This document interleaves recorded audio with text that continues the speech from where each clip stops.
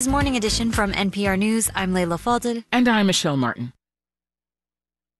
Marketplace Morning Report is coming up next, and then in 10 minutes at 9 o'clock, it's the BBC NewsHour on WNYC. Let's check in with London to see what they're working on. London, good morning.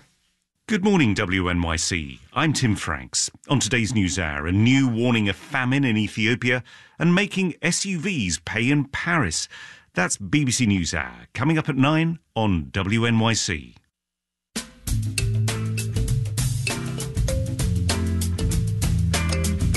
34 and sunny now, sunny and 45 for a high today, mostly clear and cold, below freezing tonight in the city. The real feel down to 20 or so. Then tomorrow sunny and low 40s for a high, but feeling much colder than that. It's 8:51.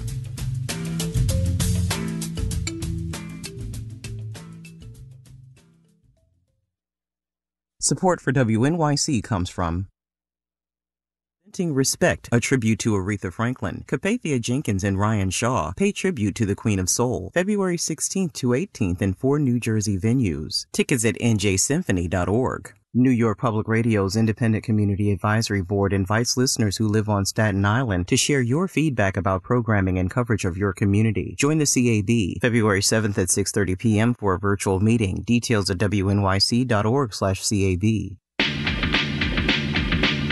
On the next All of It, hear about Michael Cunningham's Brooklyn-based family drama, The Novel Day, from our January Get Lit with All of It event, with a musical pairing from singer-songwriter Josh Ritter. Plus, we'll talk with the author of a new book, Madness, Race and Insanity in a Jim Crow Asylum. I'm Allison Stewart. Join me for All of It, weekdays at noon on WNYC.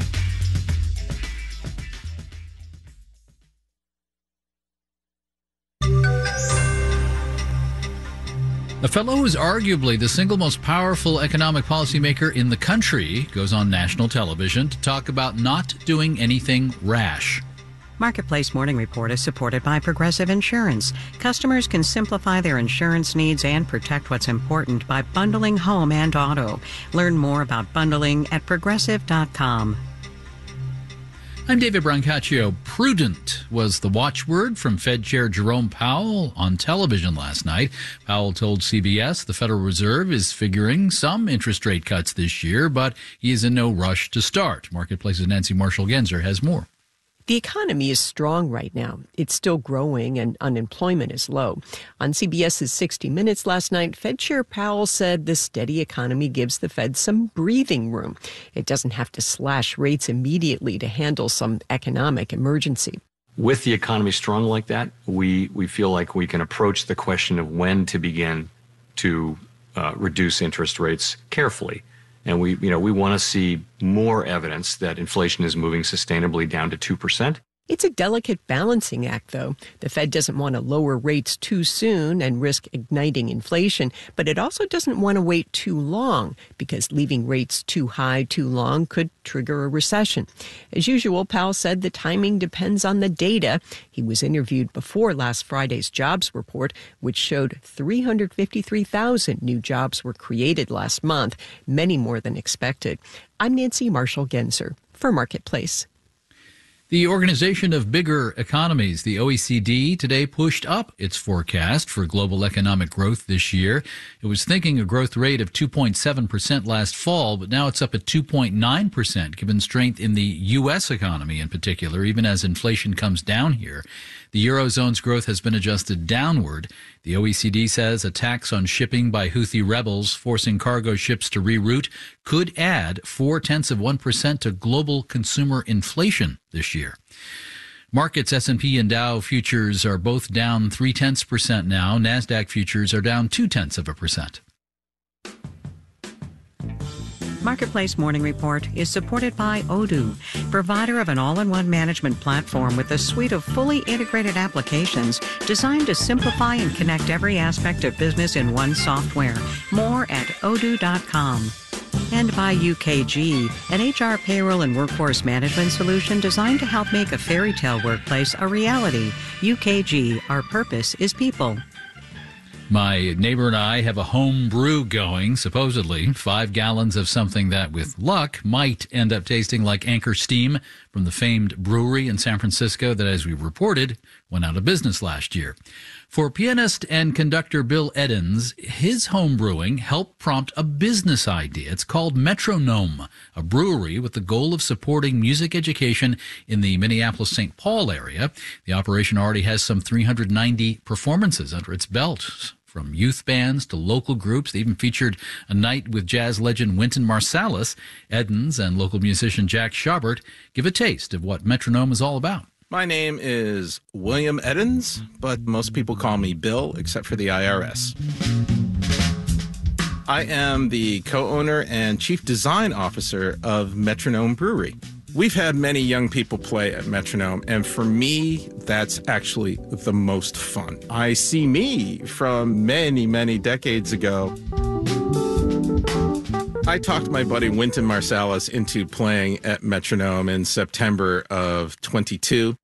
It was one of the most incredible experiences of my life.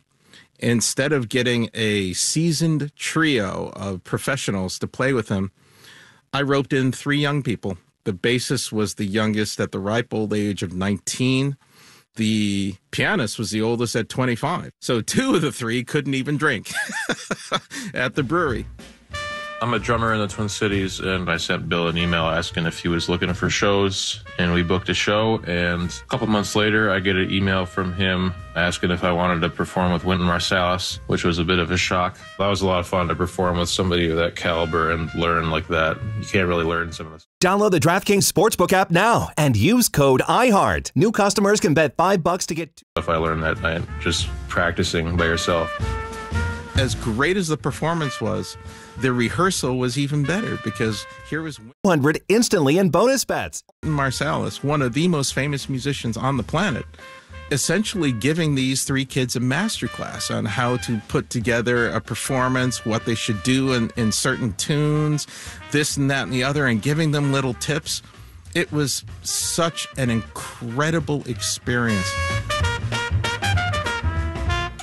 Music has been such an incredible focus point of my life and also my wife's life that, we would have done anything to give our kids the chance to explore music.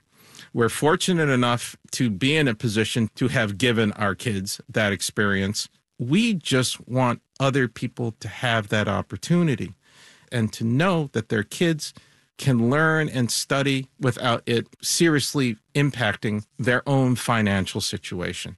So back in 2020, I found myself out of a job as a musician in the middle of a global pandemic.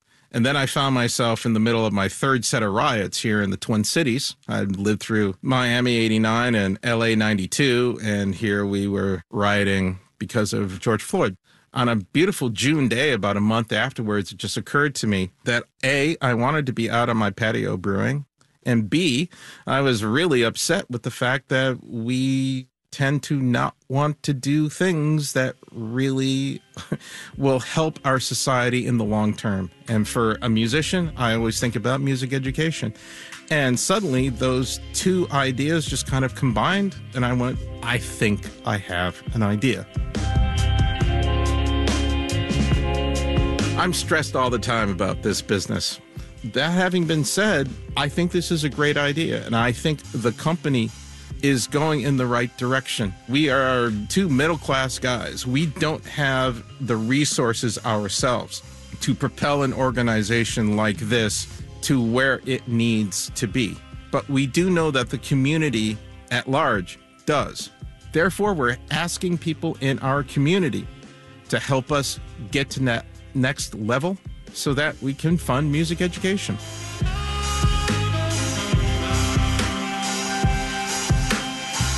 Pianist, conductor, brewer, Bill Edens in Minnesota. Marketplace's Erica Soderstrom produced that. Metronome Brewery is Metro, then N-O-M-E, like Rome with an N. I'm David Brancaccio with the Marketplace Morning Report. From APM, American Public Media.